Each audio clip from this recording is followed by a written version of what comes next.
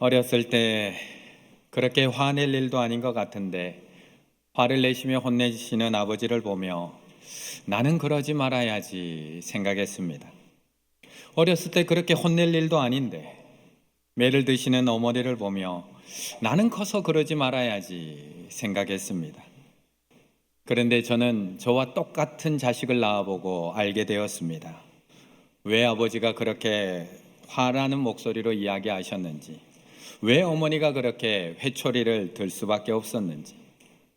사실 부모된 우리들도 화내고 싶은 엄마, 화내고 싶은 아빠는 아무도 없습니다.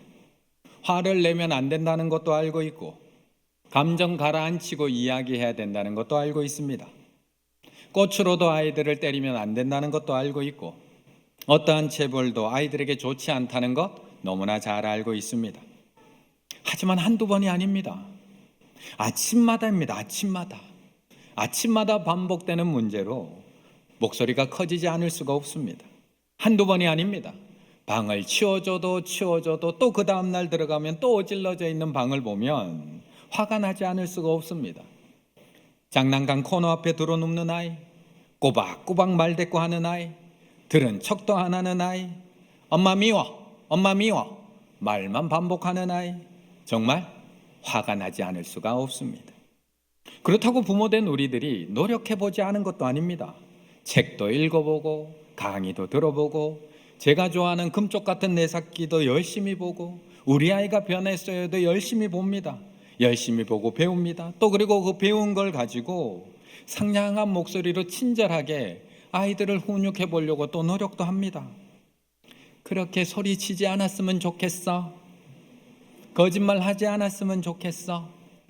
화부터 내지 말고 엄마 도와주세요 하면 엄마가 도와줄게. 엄마가 기다릴 거니까 마음 가라앉히고 나면 그때 와서 얘기해.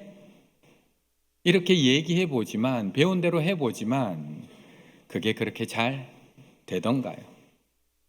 그렇게 반복되다 보면 나중에 시간이 지나고 나면 나중에는 자격지심이 찾아옵니다.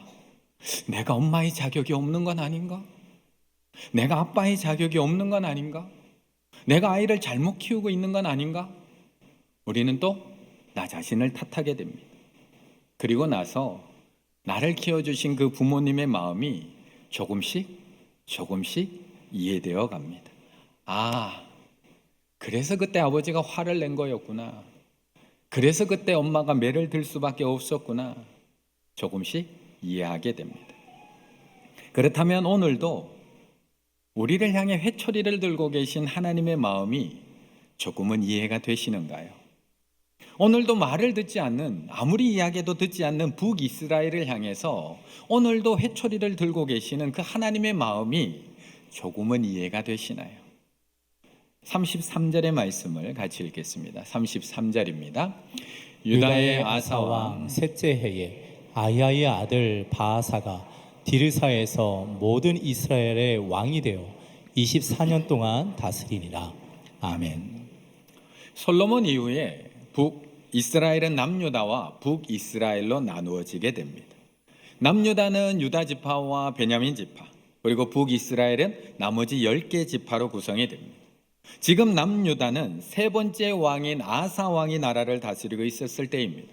그리고 오늘 본문의 배경인 북이스라엘도 두 번째 왕 나답을 이어서 세 번째 왕 바아사가 왕이 되고 있는 상황입니다.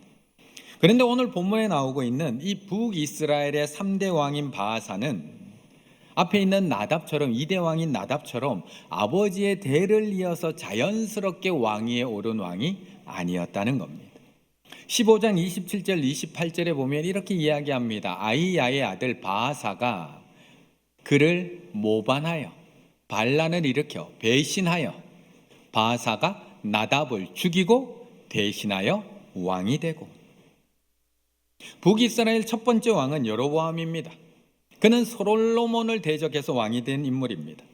뿐만 아니라 단과 베델에다가 금송아지 우상을 만들어 놓고 자신이 직접 섬겼던 왕입니다.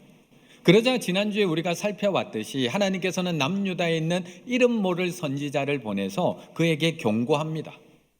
그리고 그의 손이 말랐다가 회복되는 은혜도 보여주십니다. 제단이 갈라지고 그 제단에 있는 재들이 다 쏟아지는 상징적 재앙까지도 보여주십니다. 왜요? 돌아오라고. 발걸음을 돌이키라고 하나님께. 그런데 그럼에도 불구하고 여로보암은 하나님께 돌아서지 않습니다. 이렇게 악한 길을 계속 가고 절대 돌아서지 않는 여로보암의 아들, 그가 바로 이대왕 나답이었다는 겁니다. 나답은 악을 행하고 우상을 섬기던 여로보암의 아들이었습니다. 하지만 이 아들 나답도 22년 동안 북이스라엘을 다스린 그 아버지를 보며 반면교사로 삼지를 못했습니다. 아버지가 잘못된 길을 가면 나는 그러지 말아야지라고 했어야 되는데 아들 나답도 아버지와 똑같은 길을 걸어갑니다. 26절, 그가 여호와 보시기에 악을 행하되 그의 아버지의 길로 행하며 그의 아버지의 길로 행하며 그가 이스라엘에게 범하게 한 그 죄 중에 행한지라. 아무리 경고해도 안 되는 여로보암과 그의 아들 나답, 이제 어떻게 해야 하는 걸까요? 아무리 경고해도 안 되는데요. 이름 모를 선지자를 보내어서 경고해도 안 되고, 자신이 팔이 굳었다가 풀어지는 은혜의 기회를 줘도 안 되고, 이제는 그의 아들까지 왕으로 세워서 그 아들까지 기회를 줬음에도 안 되면 이제는 어떻게 해야 되는 걸까? 결국 하나님은 그의 가문에 회초리를 드십니다. 그것이 27절입니다. 이에 이사갈 족속 아이의 아들 바사가 그를 모반하여 이에 와이크쇼르, 앞 내용이 원인이 되어서 일어난 반란을 의미합니다. 앞의 내용이 원인이 되어서 일어난 반란, 이에 모반하여 라는 단어의 뜻입니다. 바하사가 나답에게 대해서 반란을 일으킨 것은 그냥 우연히 일어난 사건이 아니라는 겁니다. 몇몇 군인들이 불만을 품어서 계획한 반란이 아니라 나답이 아버지 여로보암의 길을 따라갔던 그 죄에 대한 결과, 이에 모반하여 그 죄의 길을 따라갔던 그 결과로 반란이 일어났다는 겁니다.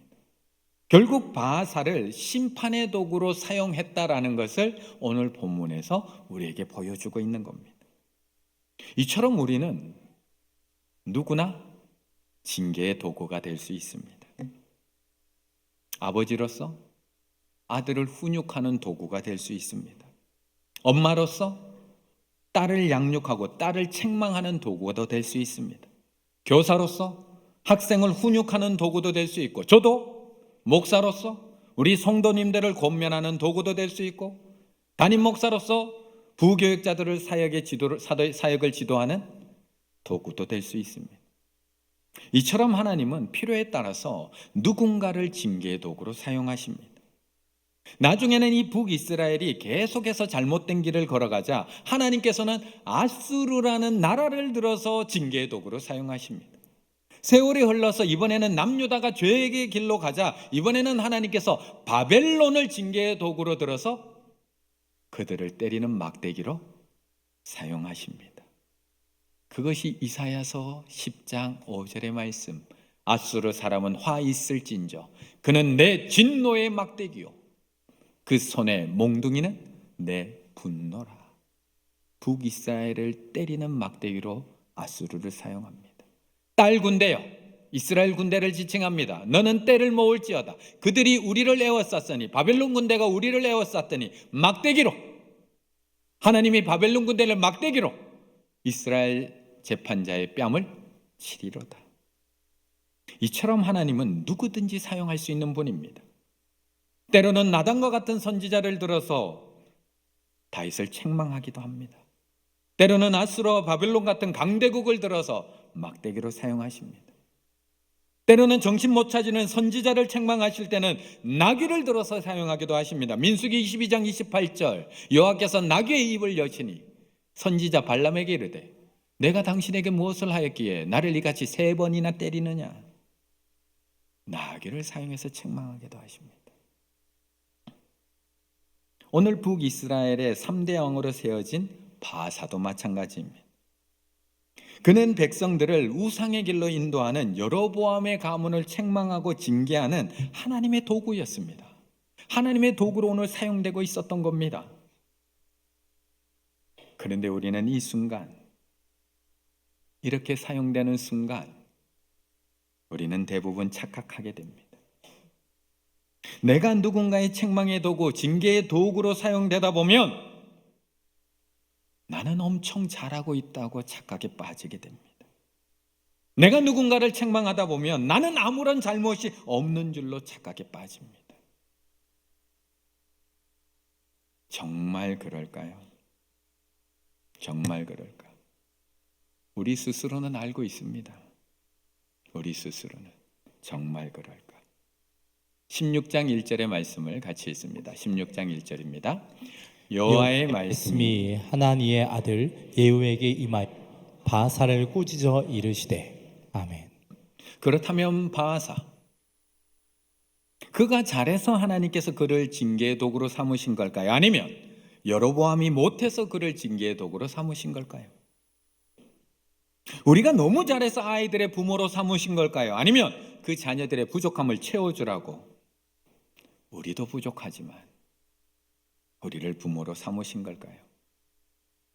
제가 우리 성도님들보다 신앙이 월등히 뛰어나서 우리 충일교회 목사로 삼으신 걸까요? 아니면 성도들의 부족함을 함께 채워가라고, 너도 함께 변화되어 가라고 저를 담임 목사로 삼으신 걸까요?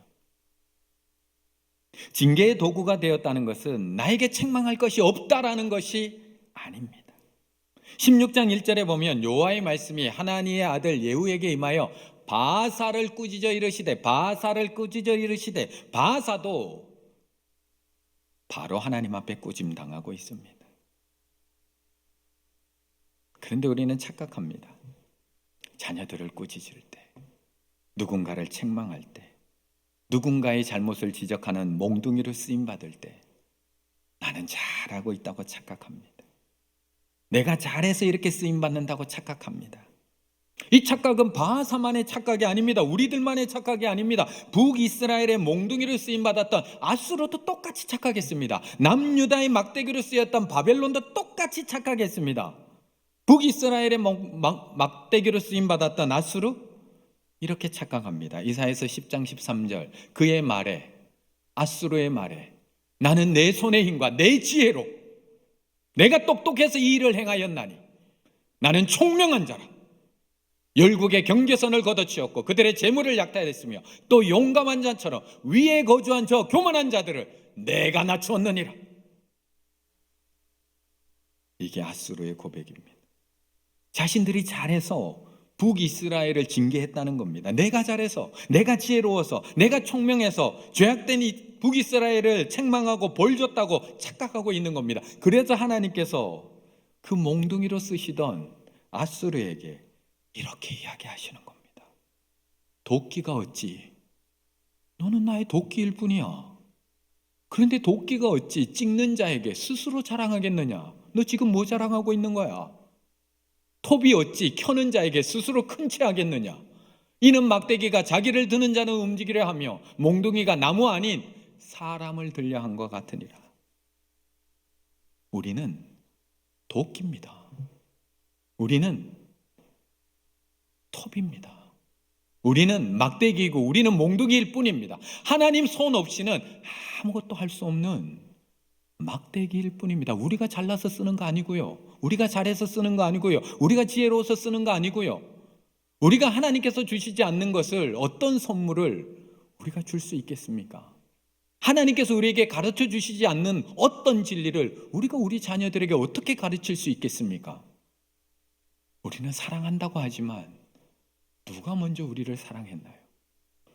우리는 우리 가족과 우리 자녀를 섬긴다고 하는데 누가 가장 많이 섬기셨나요? 우리가 하나님을 위해 하는 일 중에 하나님 혼자 하실 수 없는 일 뭐가 있나요? 혼자 다 하실 수 있습니다. 그런데 우리를 들어 쓰시는 하나님이 얼마나 자비로우신지, 이 기쁨을 앗아가는 자기 홍보, 자기 자랑, 내 자랑에 대한 해독제, 바울의 해독제, 빌립보서 2장 3절의 말씀. 오직 겸손한 마음으로, 오직 겸손한 마음으로 내가 몽둥이라는 걸, 나는 막대기일 뿐이라는 걸 기억하는 오직 겸손한 마음으로 각각 자기보다 남을 낮게 여기고 이 말씀을 기억하는 것이 가장 현명한 일이라는 것입니다. 그런데 오늘 본문의 바하사도 이것을 기억하지 못합니다. 바하사도 아수르와 마찬가지로 자신의 힘과 자신의 지혜로 자신이 이 일을 행했다고 생각을 합니다. 자신이 총명해서 악한 길을 따라가고 있는 나답을 죽이고 내가 스스로 왕이 되었다고 착각하고 있는 겁니다.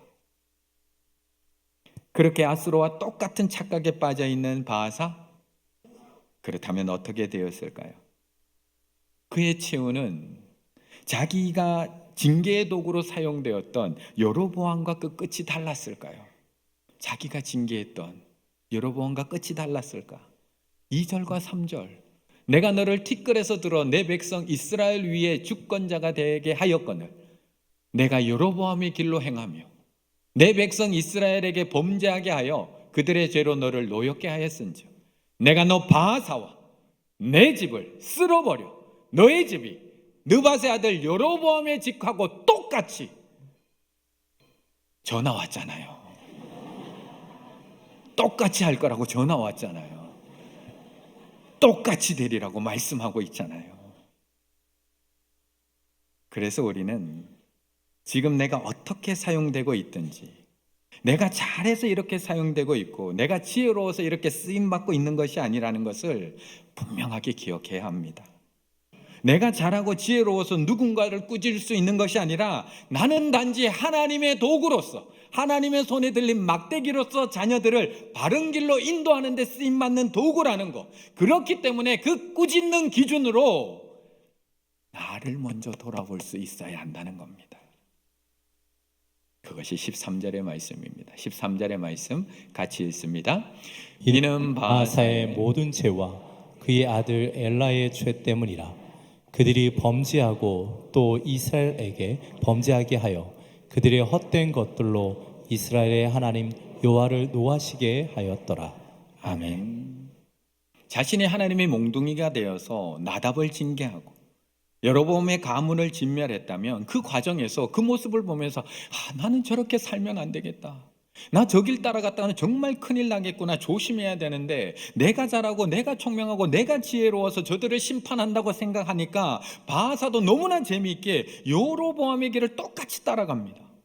그리고 너무나 안타깝게도 여로보암의 가문과 똑같은 결말을 맞이하게 됩니다. 15장 25절과 27절이 여로보암의 가문의 결말입니다. 여로보암의 아들 나답이 이스라엘의 왕이 되어 2년 동안 이스라엘을 다스리느라. 왜 2년밖에 못 다스렸나요? 바하사가 그를 모반하여 반란을 일으켰기 때문에. 그런데 바하사, 똑같은 길을 걸어갔던 바하사의 가문은 어떻게 되었을까? 16장 8절과 9절이 똑같은 결말을 맞이하고 있습니다. 바하사의 아들 엘라가 디르사에서 이스라엘의 왕이 되어 몇 년 동안요? 2년 동안 똑같이. 왜요? 2년 지휘관 시므리가 왕을 모반하여. 똑같은 결말, 똑같은 길을 가니까 똑같은 결말에 도달할 수밖에 없었던 겁니다. 우리는 누구나 징계의 도구가 될 수 있습니다. 목회자가 되어서 우리 성도님들을 권면할 수도 있고, 아버지가 되어서 자녀들을, 아들을 징계할 수도 있습니다. 교사가 되어서 학생들을 꾸짖을 수도 있고, 어머니가 되어서 딸을 책망할 수도 있습니다. 우리는 언제든지 누군가의 잘못을 분별하는 징계의 도구가 될 수 있습니다. 하지만 내가 그 징계의 주체가 아니라 도구라는 사실을 결코 잊어서는 안 된다는 겁니다. 내가 잘해서 징계의 도구로 쓰임받는 것이 아니라 나도 부족하지만 하나님의 도구가 되어서 성도님들을 바로잡아주고 제자들을 바로잡아주고 자녀들을 바로잡아주기 위해서 지금 쓰임받고 있다는 사실을 기억하고 나부터 그 책망의 기준으로 돌아볼 수 있어야 한다는 겁니다.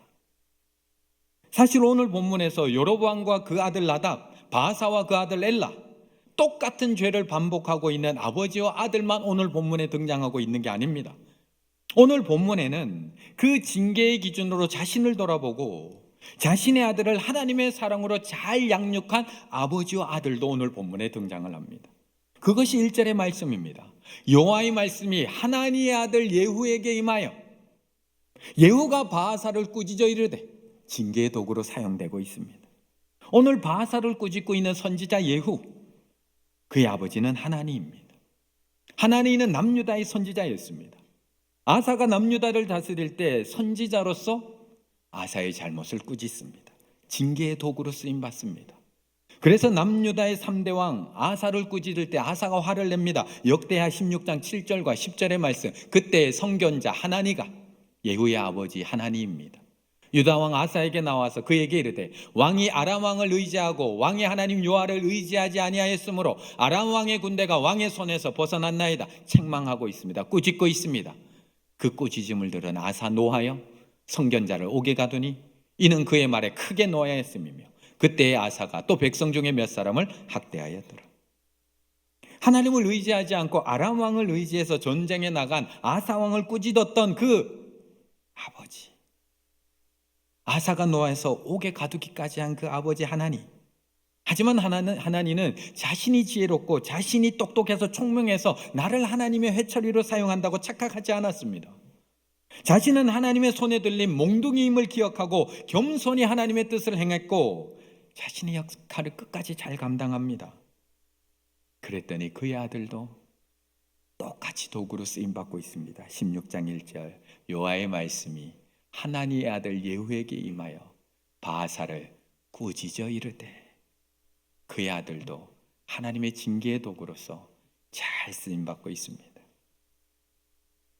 자녀를 향한 최고의 부모 사랑이 무엇일까요? 제자들을 향한 최고의 선생님의 사랑이 무엇일까요? 우리 성도님들을 향한 최고의 목회적 사랑이 무엇일까요? 잘못한 것을 보고도 제가 못 본 것처럼 지나가는 것이 최고의 사랑일까요? 아니면 잘못한 것이 있다면 내 눈으로 지켜보면서 하나하나 꾸짖고 책망하고 그것을 집어내는 것이, 바로 잡아주는 것이 최고의 사랑일까요? 무엇이 최고의 사랑일까요? 무엇이? 얼마 전에 제가 우연히 노래를 한 곡 듣다가 저도 모르게 눈물을 흘렸습니다. 찬송가였으면 너무 좋았을 텐데 가요를 듣다가 눈물을 흘렸습니다.